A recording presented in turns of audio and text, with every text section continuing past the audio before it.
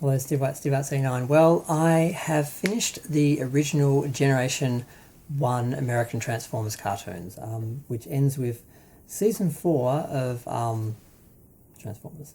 Now, that was released in the US as part of Season 3 because it's only 3 episodes and just kind of gets tacked onto the end of Season 3, which I think is how they distribute it. I think they just...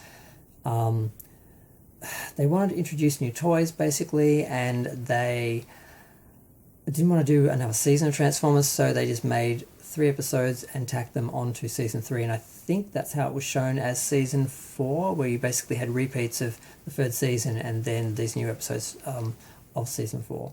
Now, in Australia, we got it as a separate DVD release, because the American one, you got Season 3, Volume 1, and Season 3, Part 2, or Volume 2, with Season 4 included. This one we got 2 separate DVD releases, or DVDs in one 2-disc box set. Now, unfortunately, the Rebirth is only 3 episodes. It was originally designed as 5, because it was a lot of work to introduce all these new characters, and they were going to do it as a 5-parter, which works fairly well for animated. They've done it a few times. They did it in Transformers, they did it in Thundercats, where basically you have 5 episodes that can be screened either as 5 single episodes for a whole week of weekday screenings, or it can be edited together as a film-length story, basically, or released as its own volume on video or DVD.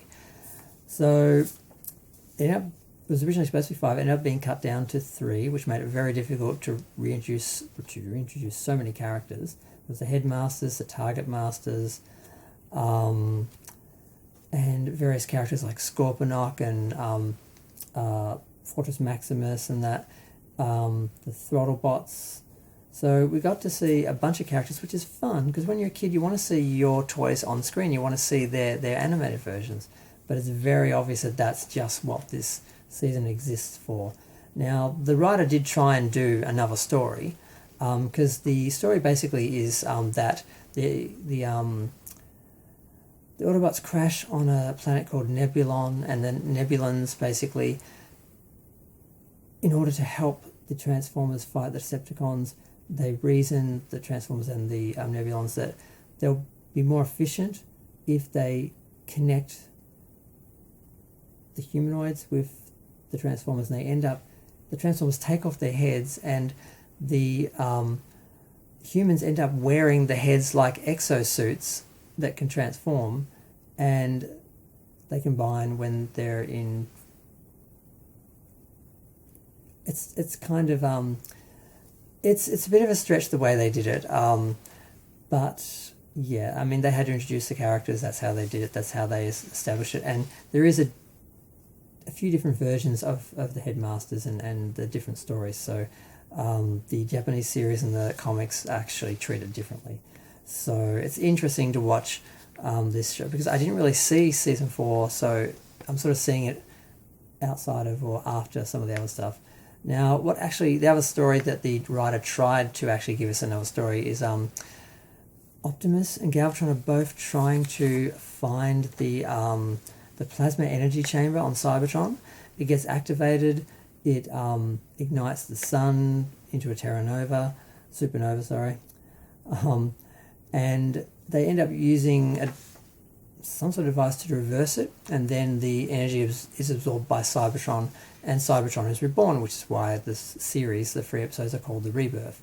And there's sort of a kind of happy ending where they've sort of won, for the moment, they've sort of won the war in a way, or at least the latest battle, and they have restored Cybertron and sort of undid a lot of the damage that came from the war, and the shutdown, I think, which I don't know if they established that in the cartoons, but it was established in the comics that Cybertron shut down due to power issues for a lot of the time that the original Transformers were lying dormant in Mount St. Helens during that 4 million years. So that's basically how it ends. It's fun, but I am sort of aware now that Japan continued on with the Transformers line, and they have a totally different version of the Headmasters, and we see a different sort of story of how they're established and a whole season. Now, I have watched that, and I'm going to watch that again, but there's also the Power Masters series, Super God Master Force, which I finally got from YouTube with the English dubs, because the English dubs, they only included 4 of them on the box set. So I'm going to go into that. So yes, season 4 is 3 episodes. It's just there to establish the new characters, the new toy line, but it does have a nice story and a bit of closure for the overall series by the sort of rebirth and restoration of Cybertron. But it didn't end there. Japan continued on, and I'm going to watch those series. And I haven't seen Super God Master Force. I've only seen 3 or 4 episodes, maybe 5, with English dubs. So that's going to be fun and interesting. And I'll probably do a little review of them. But I thoroughly enjoyed watching these.